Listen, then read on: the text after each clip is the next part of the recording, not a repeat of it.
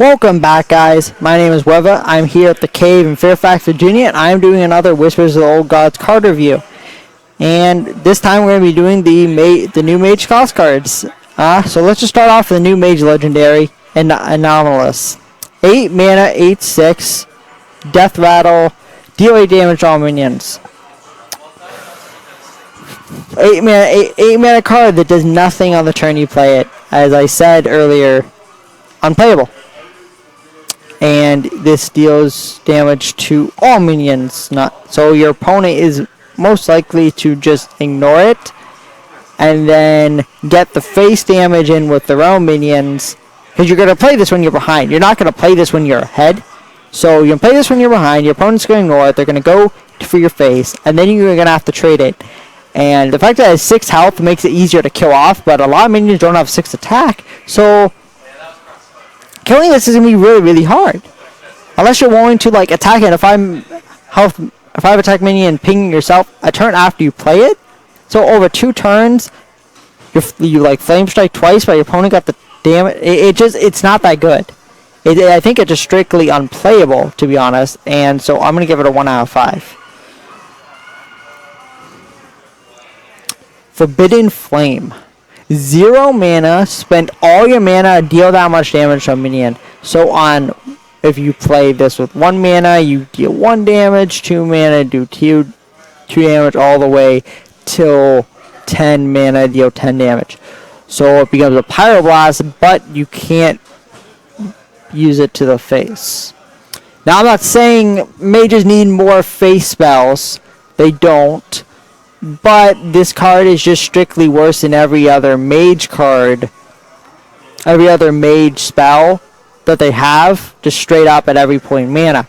And the flexibility, Mage already has so many good of these kind of spells, these removal spells like Arcane Blast, Arcane Missiles, Frostbolt, even Iceland.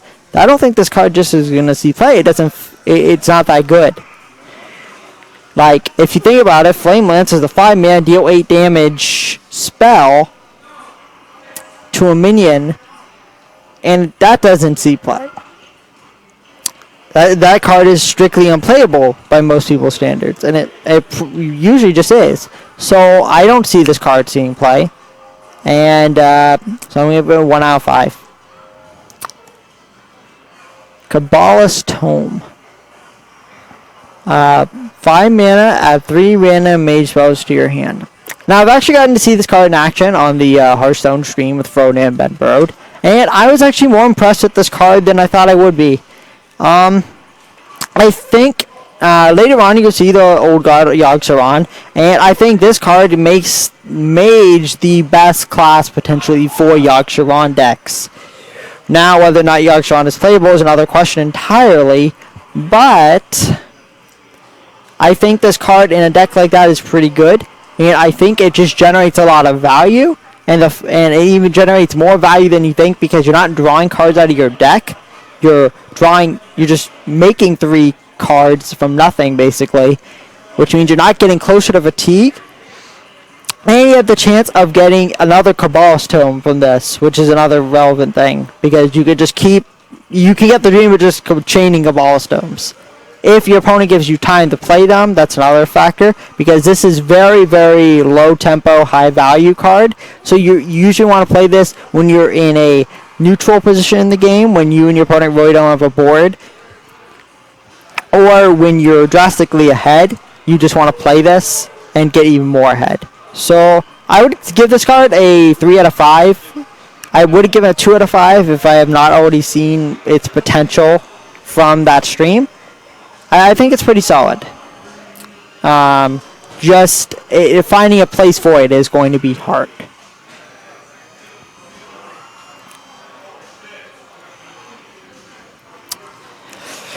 Servant of Yogg-Saron, 5 mana, 4/5, Battle Cry, cast a random spell that costs 5 or less mana, target chosen randomly. I really hope this card does not see play. I hope it's strictly unplayable, but I think this card is going to require play to honestly know. To honestly know if this card is even playable, we're going to have to do a lot of testing with it. Now, it does not interact with things like Mana Worm, Flamebreaker, and it does not increase your Yogg-Saron spell count. So, that, it doesn't have that going for it. And whether or not it overloads you is also questionable. Because Ben Brode, even though on stream it didn't overload you, Ben Brode thought it may overload you. So, I don't know how that's going to work. But I just hope this card isn't playable. I'm going to give it a 2 out of 5. Just cause I hope this card isn't playable because it's just so much RNG. And last thing I want to see is someone playing in BlizzCon and using this card and getting something crazy and they got a win maybe they shouldn't have deserved. So, I just hope this card is not playable. I don't like RNG effects like this being in the competitive format. I'm fine with them existing. I'm just not fine with them being competitive.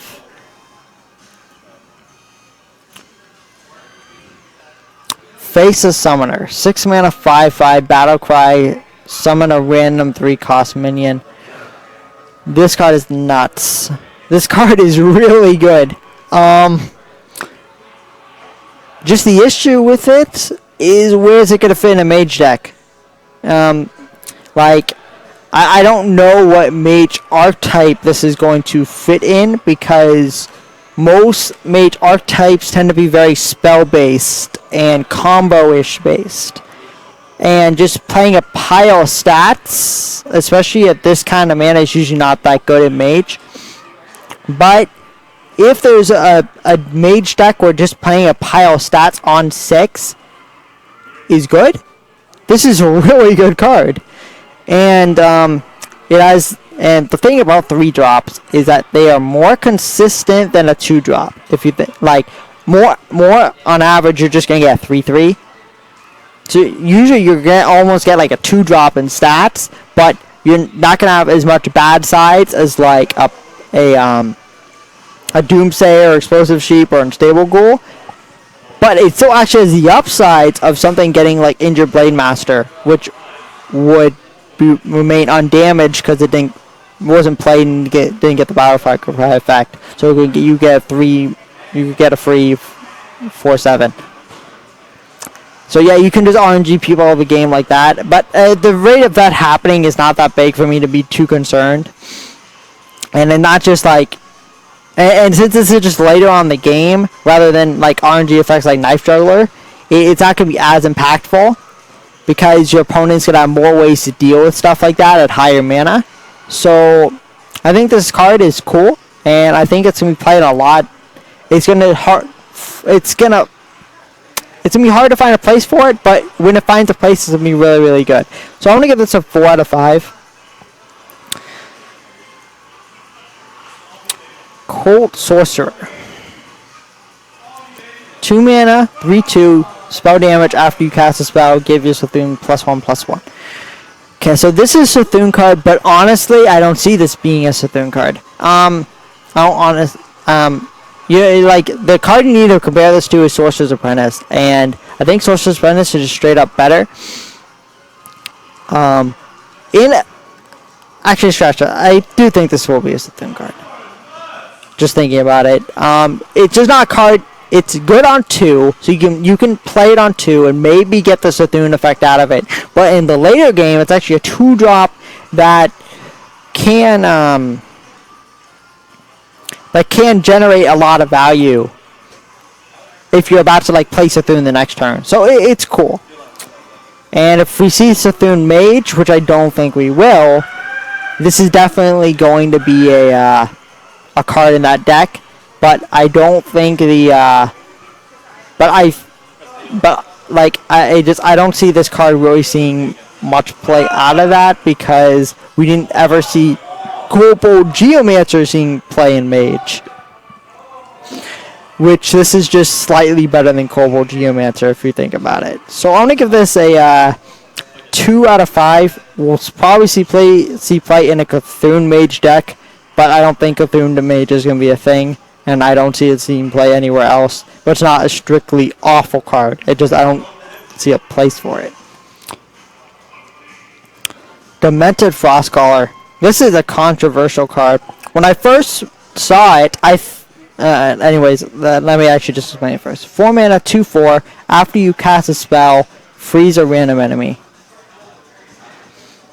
When I first saw this card, I thought it could freeze already frozen minions, but it's been clarified that it will not freeze an already frozen minion. So that just makes this card strictly better than I thought it was.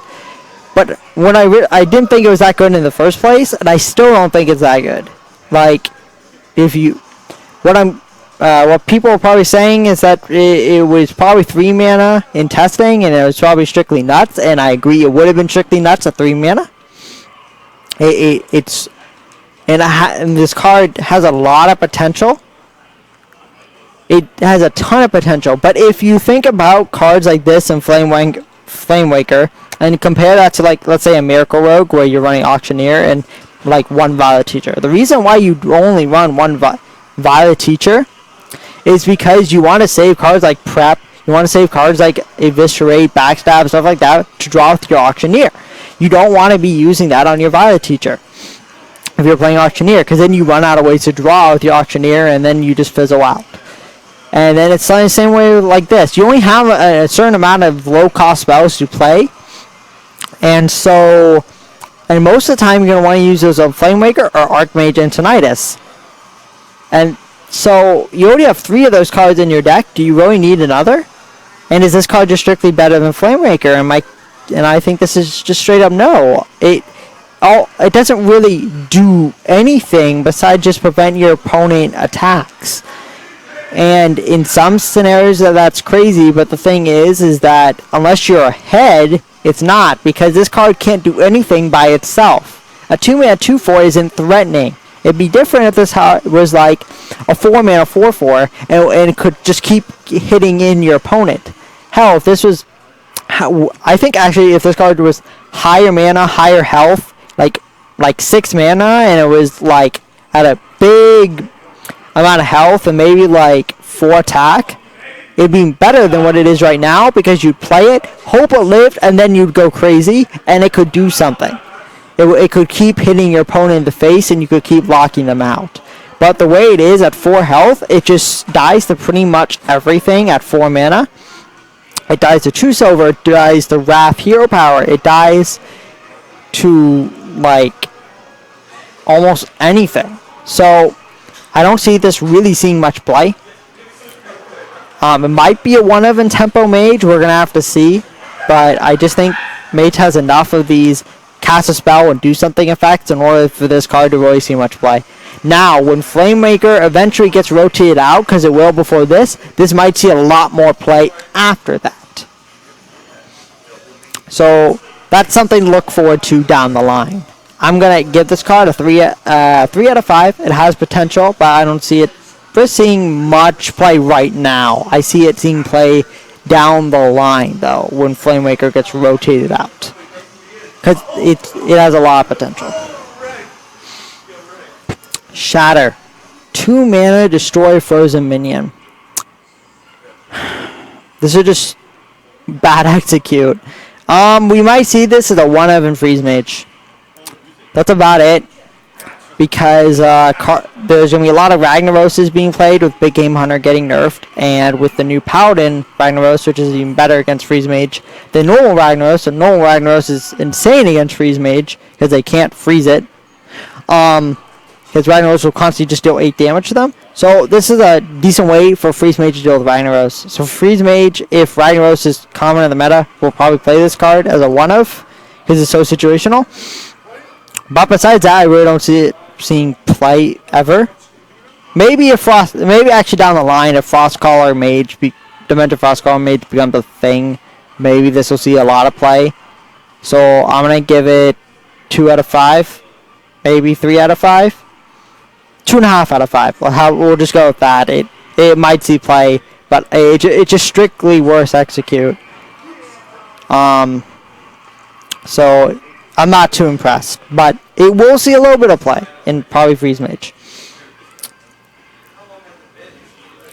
Twilight Flamecaller. 3 mana 2/2. Deal 1 damage to all enemy minions. We talked earlier about 3 mana 2/2s in Druid in the Druid class, and they're not good. They're just not good. And then, so just playing this on curve is bad. You need to play it in a certain scenario. And then, since Mage has a lot of effects, like it has its hero power, which deals 1 damage to minions, and then it also has an effect, and then it also has like arcane missiles and flame waker. You can already deal with a whole bunch of 1/1s really easily, and so it's just like this card really, in my opinion, doesn't have a place. It's a good card, it just doesn't have a place, is my thing. And then, like, Warrior is getting an even better card. I don't even see that card being that playable. And people were saying that, like, Arcane Explosion isn't that bad, even though it's never seen competitive play ever. But this doesn't even benefit from spell power. So I'm gonna give this a 2 out of 5 because it doesn't have a place, even though it's a decent card. But it will get picked a lot in Arena, probably. But besides that, oh yeah, and this is a solid wild card. It'll help mages deal with muster for battle and implosion. But I really don't see this card getting really any play in standard. So 2 out of 5. So that is the end of the Mage card review. If you want to see the Paladin card review, go on to the next video. I thank you guys for watching, and I'll see you next time.